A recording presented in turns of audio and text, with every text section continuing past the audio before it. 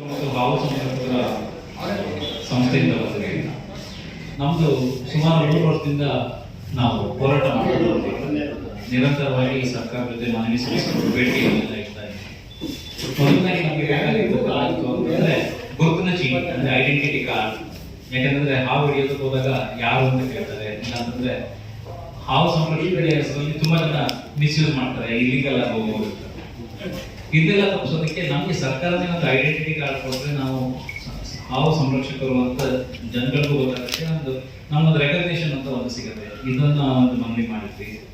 ಜೊತೆಗೆ ಹಾವು ಬಿಡೋದಕ್ಕೆ ಬೆಂಗಳೂರಿನಲ್ಲಿ ಎಲ್ಲಿ ಸ್ಥಳ ಇದೆ, ಯಾಕಂದ್ರೆ ಹಳ್ಳಿಗಳಲ್ಲಿ ಬೇರೆ ಕಡೆ ಎಲ್ಲ ಜಾಗಗಳಿರುತ್ತೆ. ಆದ್ರೆ ಬೆಂಗಳೂರಿನಲ್ಲಿ ಎಲ್ಲ ಕಡೆ ನಾವು ಪಾರ್ಕ್ಗಳಾಗಿ ಮಾಡಿದ್ದೀವಿ, ವಾಕಿಂಗ್ ಪಾರ್ಕ್ಗಳು ಮಾಡ್ಕೊಂಡಿದ್ದೀವಿ, ಗಾರ್ಡನ್ಸ್ ಮಾಡಿದ್ದೀವಿ.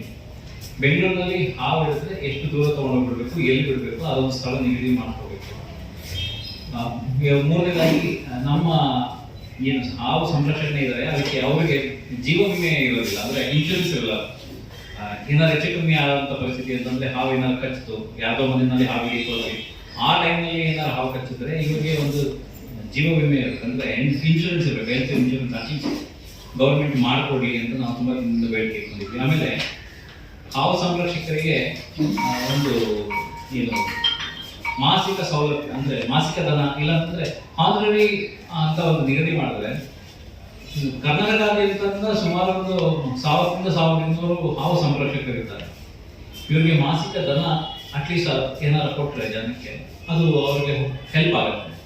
ಆಮೇಲೆ ನಮ್ಮಲ್ಲಿ ಎಷ್ಟೋ ಜನ 2 ವೀಲರ್ನಲ್ಲಿ ಹಾವು ಸಂರಕ್ಷಣೆಗೆ ಕರೆ ಬರುತ್ತೆ. ಜನ ಏನ್ ಮಾಡ್ತಾರೆ ಅಂತಂದ್ರೆ ಸ್ಪೀಡಾಗಿ ಬೇಗ ಬನ್ನಿ ಅಂತ ಟೆನ್ಷನ್ ಕೊಟ್ಬಿಟ್ಟು ಎಷ್ಟೋ ಜನಕ್ಕೆ ಆಕ್ಸಿಡೆಂಟ್ಗಳಾಗ್ತವೆ. ನಮ್ಮಲ್ಲಿ 2 ವೀಲರ್ ಹಾವನ್ನ ಹೋಗೋದು ಸರಿ, ಹಾವು ಹಿಡಿದ್ಮೇಲೆ ಅದನ್ನ ಯಾವ ಡಿಕ್ಕಿಲ್ ಹಾಕೋಬೇಕಾ, ಕಾಲ ಹತ್ರ ಇಟ್ಕೋಬೇಕಾ, ಇಲ್ಲಾಂದ್ರೆ ಬೆನ್ನಲ್ಲಿ ಕಟ್ಕೋಬೇಕಾ, ಇಲ್ಲಾಂದ್ರೆ ವಿಷಪೂರಿತ ಹಾವುಗಳನ್ನ ಎಲ್ಲಿಟ್ಕೊಂಡು ತೊಂದರೆ ಆಗುತ್ತೆ. ಸರ್ಕಾರ ಒಂದೊಂದು ತಾಲೂಕು ಮಟ್ಟದಲ್ಲಿ ಒಂದು ವಾಹನ ಸೌಲಭ್ಯವನ್ನು ಒದಗಿಸಿದ್ರೆ, ಅಂತಂದ್ರೆ ಎಲ್ಲ ಕಡೆ ಈಗ ಲೆಪರ್ಡ್ ಟಾಸ್ಕ್ ಫೋರ್ಸ್ ಇದೆ, ಎಲಿಫೆಂಟ್ ಟಾಸ್ಕ್ ಫೋರ್ಸ್ ಇದೆ. ನಮ್ಮಲ್ಲಿ ಸ್ನೇಕ್ ಟಾಸ್ಕ್ ಫೋರ್ಸ್ ಅಂತ ಇಲ್ಲ. ಆದ್ರೆ ಬೆಂಗಳೂರಿನಲ್ಲಾಗ್ಲಿ ಕರ್ನಾಟಕದ ಯಾವುದೇ ಮೂಲೆಯಲ್ಲಾಗ್ಲಿ ಹಾವು ಮನೆಗೆ ಬಂದ್ರೆ ನಮ್ಮಂತವ್ರನ್ನೇ ಕರೆ ಮಾಡೋದು. ನಾವು ಏನ್ ಮಾಡ್ಬೇಕು, ಹೆಂಗ್ ಮಾಡ್ಬೇಕು ಅಂತಂದ್ರೆ ಒಂದು ಡೈರೆಕ್ಷನ್ ಸರ್ಕಾರನೇ ಕೊಟ್ಟು, ಸರ್ಕಾರನೇ ಒಂದು SOP ಅಂತಂದ್ರೆ ಸ್ಟ್ಯಾಂಡರ್ಡ್ ಆಪರೇಷನ್ ಪ್ರೊಸೀಜರ್ ಏನಾರ ಮಾಡಿಕೊಟ್ರೆ ನಾವು ಅದೇ ರೀತಿ ಕೆಲಸ ಮಾಡ್ಕೊಂಡು ಹೋಗ್ತೀವಿ. ಯಾಕಂದ್ರೆ ಪಬ್ಲಿಕ್ಗೆ ನಾವು ಹೆಲ್ಪ್ ಮಾಡ್ತಾ ಇದೀವಿ ದಿನನಿತ್ಯ. ಅಂದ್ರೆ ವರ್ಷದಲ್ಲಿ ಸುಮಾರು 1 ಲಕ್ಷಕ್ಕಿಂತ ಹೆಚ್ಚು ಹಾವುಗಳು ಕರ್ನಾಟಕದ ಕರೆಗಳು ಬರುತ್ತೆ, ಅಷ್ಟನ್ನು ನಾವು ಸಂರಕ್ಷಿಸ್ತೀವಿ. ಆ ಟೈಮಲ್ಲಿ ಜನಗಳು ಎಷ್ಟು ಜನ ಇದ್ದೀರಿ ಸರ್ ನೀವು ಕರ್ನಾಟಕದಲ್ಲಿ? ಸುಮಾರು 1,500 ಜನ ಇದ್ದೀವಿ. ಅಸೋಸಿಯೇಷನ್ ಮಾಡ್ಕೊಂಡಿದ್ದೀರಾ? ಹಾ ಹೌದು, ಅಸೋಸಿಯೇಷನ್ ಅಂತ ಏನು ಹೆಸರು? ಅರಣ್ಯ ಪರಿಸರ ಮತ್ತು ವನ್ಯಜೀವಿ ಸಂರಕ್ಷಕರು ಅಂತ ಒಂದು ಸಂಸ್ಥೆನ ಮಾಡ್ಕೊಂಡಿದ್ದೀವಿ. ಸೊ ಇಲ್ಲಿ ಹಾವು ಸಂರಕ್ಷಕರಿಗೆ ಇದೊಂದೇ ಕೆಲಸ ಆದ್ರೆ ಪಾಪ ಯಾವ ಕೆಲಸದಲ್ಲಿ ಇರ್ತಾರೆ, ಹಾವು ಕರೆ ಬರುತ್ತೆ, ಇರೋ ಕೆಲಸ ಬಿಟ್ಬಿಟ್ಟು ಇದಕ್ಕೆ ಹೋಗ್ತಾರೆ, ಕೆಲಸ ಕಟ್ಕೊಂಡು ಈ ಕೆಲಸ ಮಾಡ್ಬೇಕಾಗುತ್ತೆ. ಆಮೇಲೆ ಅಂತವರಲ್ಲಿ 1-2 ಜನ 3 ಜನ ಮಕ್ಕಳಿದ್ರೆ ಅವ್ರನ್ನ ಓದಿಸೋದು ಯಾವಾಗ, ಹೆಂಗ್ ಓದಿಸ್ಬೇಕು, ಕೆಲಸ ಬರೀ ಅವ್ರನ್ನೇ ಸಂರಕ್ಷಣೆ ಮಾಡ್ಕೊಂಡಿದ್ರೆ ಅವ್ರ ಮಕ್ಳಿಗೆ ಜೀವನೋಪಾಯ ಮಾಡ್ಬೇಕಲ್ಲ, ಮನೆ ಸಾಗಿಸ್ಬೇಕಲ್ಲ. ಸೊ ಬರೀ ನಾವು ಇದನ್ನೇ ಮಾಡ್ತಾ ಕೂತ್ಕೊಂಡ್ಬಿಟ್ರೆ ಜೀವನಕ್ಕೆ ತೊಂದರೆ ಆಗುತ್ತೆ, ಮತ್ತೆ ಮಕ್ಕಳಿಗೆ ಓದಿಸೋದು ತೊಂದರೆ ಆಗುತ್ತೆ. ನಾವು ಅವರಿಗೆ ಅಟ್ಲೀಸ್ಟ್ 1-2 ಎಕರೆ ಜಾಗನೋ ಇಲ್ಲ ಅಂತಂದ್ರೆ ಇರೋದಕ್ಕೆ 1 ಮನೆನೋ 1 ನಿವೇಶನ ಏನಾದ್ರು ಸಿಕ್ಕಿದ್ರೆ ನಾವು ಸರ್ಕಾರ ಜೊತೆ ಕೈ ಜೋಡಿಸಿ ಸರ್ಕಾರ ಹೇಳಿದ ಕೆಲಸನ ಮಾಡ್ಕೊಂಡು ಹೋಗ್ತಾ ಇದ್ದೀವಿ. ನಮ್ಗೆ ಗುರುತಿನ ಚೀಟಿ ಇಲ್ಲ ಮಾಸಿಕ ಧನ ಸೌಲಭ್ಯ ಧನ ಇಲ್ಲ ಅಂತಂದ್ರೆ ಒಂದು ವೆಹಿಕಲ್ ಇರೋದಿಲ್ಲ. ಎಷ್ಟೋ ಸಲ ರಾತ್ರಿ 12 ಗಂಟೆ ಮೇಲೆ ಕರೆ ಬರುತ್ತೆ. ಯಾಕಂದ್ರೆ ನಮ್ಮ ಜೀವನ ನಾವು ಒತ್ತೆ ಇಟ್ಟು ಈ ಕೆಲಸನ ಮಾಡ್ಬೇಕಾಗುತ್ತೆ. ಅದು ತುಂಬಾ ಕಷ್ಟ ಆಗ್ತಾ ಇದೆ ಈ ಒಂದು ಕೆಲಸ ಮಾಡೋದು. ಆದ್ರೆ ಪಬ್ಲಿಕ್ ಅವರು ನಮ್ಮನೆ ಕರೆಯ ಬಿಡೋದಿಲ್ಲ. ಯಾಕಂದ್ರೆ ಮ್ಯಾನ್ ಪವರ್ ನಾವು ಎಷ್ಟೇ ಕೊಟ್ಟರು ಒಬ್ಬ ಅಲ್ಲಿ ಹೋಗ್ಬೇಕು, ಒಬ್ಬ ಇಲ್ಲಿ ಹೋಗ್ಬೇಕು, ಒಂದೊಂದೇ ಸಲಕ್ಕೆ 4-5 ಕರೆಗಳು ಬರುತ್ತೆ.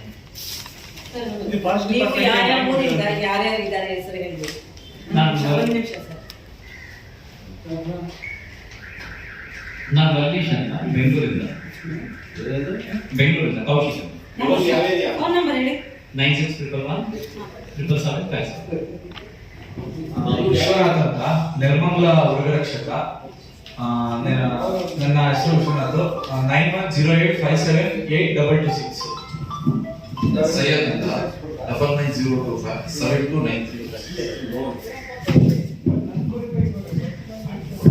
ನನ್ನ ಹೆಸರು ಸ್ಫೂರ್ತಿ ಅಂತ. ನಾನು ಬರೀ ಹಾವು ಮಾತ್ರ ಅಲ್ಲ, ವೈಲ್ಡ್ ಲೈಫ್ ಬರ್ಡ್ಸ್ ಎಲ್ಲ ರೆಸ್ಕ್ಯೂ ಮಾಡ್ತೀನಿ. ನಾನು ಓಲ್ಡ್ ಏರ್ಪೋರ್ಟ್ ಬ್ಯಾಂಗ್ಳೂರ್. ನನ್ನ ನಂಬರು ಲ್ಯಾಂಡ್ಲೈನ್ ನಂಬರ್ ಇದ್ರೆ ಅಂತ ಈಗ ನಾನಿದ್ದೆ 080-255-522-716. ನನ್ನ ಹೆಸರು ಅಫ್ಸರ್ ಹುಸೇನ್ ಅಂತ, ವೈಲ್ಡ್ ಲೈಫ್ ರೆಸ್ಕ್ಯೂವರ್ ರಾಯಚೂರಿನಿಂದ. ನನ್ನ ಫೋನ್ ನಂಬರ್ 9900127861. ಇನ್ನೊಂದ್ಸಲ ನಿಮ್ಮ ಡಿಮ್ಯಾಂಡ್ ಹೇಳಿ ಸರ್.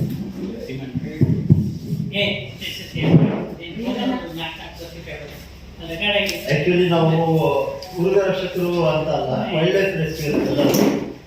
ನಮ್ಮ ವೈಲ್ಡ್ ಲೈಫ್ ರೆಸ್ಕ್ಯೂವರ್ಗೆ ಎಲ್ಲರಿಗೆ ಗುರುತಿನ ಚೀಟಿ ಅಂದರೆ ನಮ್ಮದು ಐಡೆಂಟಿಫಿಕೇಶನ್. ಯಾಕಂದರೆ ನಾವು ಎಲ್ಲೆಲ್ಲ ಹೋದರೆ ನೀವು ಯಾರಪ್ಪ ಏನು ಮತ್ತೆ ಹಿಡಿದ ಮೇಲೆ ಕೆಲವೊಬ್ಬರು ನೀವು ಯಾವ ಥರ ಹಿಡ್ದಿರಾ, ಯಾರ ಪರ್ಮಿಷನ್ ಇರ್ತಾ ಹಿಡ್ದಿರಾ, ಈ ಥರ ಸ್ವಲ್ಪ ಕೆಲವೊಂದು ಕಡೆ ಪ್ರಾಬ್ಲಮ್ಸ್ ಆಗಿದೆ. ಅನ್ವಾಂಟೆಡ್ ಕೇಸ್ನೂ ಆಗಿದೆ ನಮ್ಮ ಮೇಲೆ, ವೈಲ್ಡ್ ಲೈಫ್ ಆ್ಯಕ್ಟ್ ಮೇಲೆ ಕೇಸ್ ಆಗಿದೆ. ಅದಕ್ಕೆ ಐಡೆಂಟಿಫಿಕೇಶನ್ ಒಂದು ಬೇಕು. ಮತ್ತು ಗೌರ್ಮೆಂಟಲ್ಲಿದ್ದ ನಮಗೆ ಭಾಳ ಮಂದಿ ಇವಾಗ ರೆಸ್ಕ್ಯೂವರ್ಸ್ ನಾವು ಸುಮಾರು ನಿಯರ್ ಅಬೌಟ್ 2000 ರೆಸ್ಕ್ಯೂವರ್ಸ್ ಇನ್ ಕರ್ನಾಟಕ. ಅದರಲ್ಲಿ ಭಾಳ ಮಂದಿಗೆ ಬೈಟ್ ಆದಮೇಲೆ ಕೆಲವೊಂದು ತೀರ್ಕೊಂಡಾರ, ಕೆಲವೊಂದು ಹಾಸ್ಪಿಟಲೈಸ್ ಆಗಿ ಮತ್ತೆ ಬ್ಯಾಕ್ ಟು ದ ವರ್ಕ್, ಮತ್ತು ಈ ಥರ ಕೆಲವೊಂದು ಪ್ಯಾರಲೈಸಸ್ ಆಗ್ತದೆ, ಬೇರೆ ಬೇರೆ ಥರ ಸಮಸ್ಯೆ ಆಗುತ್ತೆ. ಅದರಿಗೆ ಮತ್ತೆ ನಮಗೆ ಗೌರ್ಮೆಂಟಿಂದ ಪರಿಹಾರ ಬೇಕು. ಮತ್ತು ಅದೇ ಥರ ಪ್ರತಿಯೊಂದು ಜಿಲ್ಲಾಡಳಿತ ಮತ್ತು ತಾಲೂಕಾಡಳಿತ ಐಡೆಂಟಿಫಿಕೇಶನ್ ಮತ್ತು ಸ್ಯಾಲ್ರಿ ಬೇಸ್ ಏನು ನಾವು ಅವ್ರಿಗೆ ಒಂದು ಅನುದಾನ ಇದು ಮಾಡಿ ಗೌರ್ಮೆಂಟಿಂದ ಐಡೆಂಟಿಫಿಕೇಶನ್ ಮಾಡಿ ಕೊಡಬೇಕಂತ ನಮ್ಮ ಡಿಮ್ಯಾಂಡ್ಸ್ ಇದೆ. ಏನಾದ್ರು ಮನೆ ಕೊಟ್ಟಿದ್ದಾರೆ ಫಾರೆಸ್ಟ್ ಡಿಪಾರ್ಟ್ಮೆಂಟ್? ನಾವು ಆಗಲೇ ಜನವರಿನಲ್ಲಿ ನಾವು ಕೊಟ್ಟಿದ್ದೀವಿ ಮನೆಗೆ. ಇದೇ ಥರ ಒಂದು ಡಿಮ್ಯಾಂಡ್ಸ್, ನಮ್ದು ಏನು ಡಿಮ್ಯಾಂಡ್ಸ್ ಇದ್ವು ಆ ಥರ ಎಲ್ಲ. ಮತ್ತು ಅದು ಇವಾಗ ತನಕ ಇಂಪ್ಲಿಮೆಂಟ್ ಆಗಿಲ್ಲ. ಸರ್, ಈಗ ಏನಾಗಿದೆ ಅರಣ್ಯಗಳಲ್ಲಿ ಮತ್ತೆ ಜಾಸ್ತಿ ಉದ್ಯೋಗ ಮಾಡಿ ಫ್ಯಾಕ್ಟ್ರಿ ಕಟ್ಟೋದು ಮತ್ತೇನೋ ಮಾಡ್ತಾರೆ. ಈಗ ಅರಣ್ಯ ಪ್ರಾಣಿಗಳೆಲ್ಲ ಪ್ರಾಣಿಗಳಲ್ಲಿ ಮತ್ತೇನೋ ಸರ್, ಅರಣ್ಯದೊಳಗಿಂತ ಪ್ರಾಣಿಗಳು ಬರ್ತಿಲ್ಲ. ನಾವು ಅರಣ್ಯದೊಳಗೆ ಅಪ್ರೋಚ್ ಮಾಡಿ ಹೋಗ್ತಾ ಇದ್ದೀವಿ, ಹೇಳ್ತಾ ಇದ್ದೀವಿ. ನಾವೇ ಹೇಳ ಆಗ್ತಿಲ್ಲ. ಹೋಗಿ ಏನದು ಇದು ಎಲ್ಲ ಹೋಗಿ ನೋಡಿ, ದೇವರಳ್ಳಿ ನೋಡಿ, ಸಿಕ್ಕಾಪಟ್ಟೆ ಫ್ಯಾಕ್ಟ್ರಿ ಆಗ್ತದೆ. ಸೊ ಅಂತ ಚಿಂತೆಗಳು ಬರ್ತದೆ ಸಾಮಾನ್ಯವಾಗಿ, ಮತ್ತೆ ಗುರುಗಳು ಬರ್ತದೆ ಜಾಸ್ತಿ ಅಂತ ಕಂಟಿನ್ಯೂ ಕ್ರಮ ತಗೋತಾರೆ. ಸರ್ಕಾರ ಇವಾಗ ಆಲ್ರೆಡಿ ಹೇಳಿದಾಗ leopard task force, elephant task force, ಯಾವ ಥರ ಎಲ್ಲ ಇದೆ. ನಮ್ಮ ಸ್ಪೆಷಲಿ ಸ್ನೇಕ್ ರೆಸ್ಕ್ಯೂರ್ಗೆ ಇಲ್ಲ, ಒಂದು ಯಾವುದಾರ ಒಂದು ಇದು ಮಾಡಿ ಸ್ನೇಕ್ ಹೆಚ್ಚಾಗಿ ಮೃಗಗಳೇ ಕಾಣ್ತವೆ. ಯಾಕೆಂದ್ರೆ ಹಾವುಗಳೇ ಎಲ್ಲಾ ಕಡೆ ಕಾಣಿಸೋದು. ಒಂದ್ ಸೀಸನ್ ಅಂತ ಇರುತ್ತೆ, ಮತ್ತೆ ಸೀಸನ್ ಇಲ್ಲ ಅಂತಂದ್ರೆ ಮರಿಗಳು ಈಗ ಜೂನ್ ಜುಲೈ ತಿಂಗಳು ಅತಿ ಹೆಚ್ಚಾಗಿ ಮರಿಗಳು ಸಿಗೋದು. ಎಲ್ಲಾ ಮನೆಗಳ ಹತ್ರ, ಪ್ರತಿಯೊಬ್ಬ ಮನೆಗಳ ಹತ್ರ ಸಿಕ್ಕೇ ಸಿಗುತ್ತೆ. ಕರೆಕ್ಟ್ ಅಲ್ವಾ? ಯಾಕಂದ್ರೆ ಅದಕ್ಕೆ ಅಂತ ನಮ್ಗೆ ಸರ್ಕಾರ ಅಡಿಯಲ್ಲಿ ಯಾವ್ದಾದ್ರು ಒಂದು ನಮ್ಗೊಂದು ಇದಿರುತ್ತೆ, ನಮಗೂ ಮನೆ ಕಡೆ ಜವಾಬ್ದಾರಿ ಇರುತ್ತೆ, ನಮಗೂ ತಂದೆ ತಾಯಿಗಳು ಆ ತರ ಎಲ್ಲ ಇರ್ತಾರೆ. ನಾವು ಸ್ನೇಕ್ ಬೈಟ್ ಆದಾಗ ನಮ್ಗೆ ಯಾರು ಬರಲ್ಲ. ಮೇನ್ ಅತಿ ಹೆಚ್ಚು ಮೇನ್ ಆಗಿ ಅಂದ್ರೆ ಗೌರ್ಮೆಂಟ್ ಹಾಸ್ಪಿಟಲ್ಗಳಲ್ಲಿ ಯಾರು ರೆಸ್ಪಾನ್ಸ್ ಮಾಡಲ್ಲ ನಮಗೆ. ಗೌರ್ಮೆಂಟ್ ಹಾಸ್ಪಿಟಲ್ಗಳು ನಾವು ಯಾಕೆಂದ್ರೆ ನಾವು ಬೈಟ್ ಆಗಿದ ತಕ್ಷಣ ಬೇಗ ಹೋಗ್ಬೇಕು. ಬೇಗ ಹೋಗಿದ ತಕ್ಷಣ ಅವ್ರು ನಮ್ಗೆ ಟ್ರೀಟ್ಮೆಂಟ್ ಸ್ಟಾರ್ಟ್ ಮಾಡ್ಲೇಬೇಕಾ? ಯಾವ ಕೆಲಸ ಮಾಡಲ್ಲ. ನಾವು ಪ್ರೈವೇಟ್ ಹಾಸ್ಪಿಟಲ್ ಹೋಗ್ಲೇಬೇಕು ಅವಾಗ. ಯಾಕೆಂದ್ರೆ ನಾವ್ ಇಲ್ಲ ಗೌರ್ಮೆಂಟ್ ಹಾಸ್ಪಿಟಲ್ ಹೋದ್ರೆ ಬೇಗ ಸುತ್ತೋಗ್ತೀವಿ, ಅಲ್ಲಾದ್ರೂ ಸುತ್ತ ಹೋದ್ರೆ ಬೇಗ ಅಲ್ಲ ಕೇಳ್ತಾರ ನೋಡ್ತಾರೆ ಬದುಕಂತೀವಿ. ಆ ತರ ಈ ನಮ್ಮ ಇದ್ರಲ್ಲಿ ಇದೀವಿ ಈಗ. ಅದಕ್ಕೋಸ್ಕರ ಈಗ ಸರ್ಕಾರ ಮನವಿ ಮಾಡ್ತಾ ಇರೋದು ಏನು ಅಂತಂದ್ರೆ, ಈಗ ನಮ್ಗೆ ಇಲ್ಲೇನು ನಾವು ಇಷ್ಟು 7-8 ಬೇಡಿಕೆಗಳು ಇಟ್ಟಿದೀವೋ ಆ ಬೇಡಿಕೆಗಳನ್ನೆಲ್ಲ ಸರ್ಕಾರ ನೆರವೇರಿಸ್ಕೊಡ್ಲಿ ಅಂತ. ಯಾರ ಹತ್ರ ಹೋಗಿ ಮಾತಾಡ್ತೀರಿ ನೀವು? ಈಶ್ವರ್ ಖಂಡ್ರೆ ಅವ್ರ ಹತ್ರ ಮಾತಾಡಿದೀವಿ, ಸಿಎಂ ಅವ್ರ ಹತ್ರನೂ ಮಾತಾಡಿದೀವಿ. ಎಲ್ಲ ಒಂದು 4-5 ಸಲ ಲೆಟರ್ಗಳೆಲ್ಲ ಕೊಟ್ಟಿದ್ದೀವಿ. ಆರೋಗ್ಯ ಮಂತ್ರಿ ಸದಸ್ಯರೆಲ್ಲ ಸೇರ್ಕೊಂಡು ಒಂದ್ಸರಿ ಎಲ್ಲ ಇದ್ದಾರೆ ಸರ್, ಎಲ್ಲರೂ ಬಂದಿದ್ದಾರೆ. ಎಲ್ಲರೂ ಇವಾಗ ಎಲ್ಲ ಹೋರಾಟ ನಡೀತಾ ಇದೆ ಅಲ್ಲಿ ಫ್ರೀಡಂ ಪಾರ್ಕ್ ಅಲ್ಲಿ. ನೀವು ಹಾಗೆ ಆರೋಗ್ಯ ಸಚಿವರನ್ನ ಭೇಟಿ ಮಾಡಿ, ಯಾಕಂದ್ರೆ ಇದು ಅವ್ರಿಗೂ ಬರುತ್ತೆ. ಸೊ ಈಗ ಇನ್ನೊಂದು ಏನು ಅಂದ್ರೆ, ನೀವು ಎಷ್ಟು ಜನ ಇದ್ದೀರಾ, ಎಲ್ಲೆಲ್ಲಿ ತಾಲೂಕಲ್ಲಿ ಇದ್ದೀರಾ, ಏನು ಫೋನ್ ನಂಬರ್ಸ್ ಎಲ್ಲ ಕೊಟ್ಟು ಇನ್ನೂ ಒಂದ್ ಸ್ವಲ್ಪ ಮ್ಯಾಟ್ರು ಚೇಂಜ್ ಮಾಡಿಸಿ ಯಾರಾದ್ರು ಅನುಭವ ಇರೋದ್ರ ಮಾಡಿ ನೀವು ಬೇಕು. ಕರ್ನಾಟಕಕ್ಕೆ ನೀವು ಕೆಲಸ ಆಗುತ್ತೆ. ಆದ್ರೆ ನೀವು ಸರಿಯಾಗಿ ಅದನ್ನ ಇವಾಗ ನಾನು ಅವ್ರನ್ನ ಮಾತಾಡಿರಂತ